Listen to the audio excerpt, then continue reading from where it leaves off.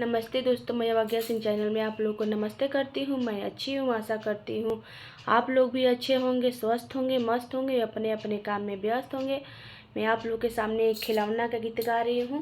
पसंद है तो लाइक कीजिएगा, सब्सक्राइब कीजिएगा।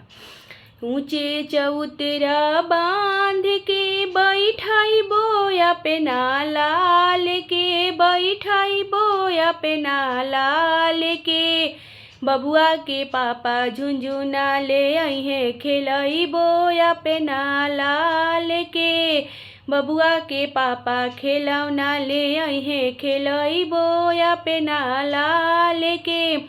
ऊंचे चौतरा बांध के बैठाई बोया पे नाला लेके, बैठाई बोया पे नाला लेके, बबुआ के बाबा खिलौना ले आई है खेलई बोया पे नाला लेके, बबुआ के बाबा झुंझुना ले आई है खेलई बोया पे नाला लेके।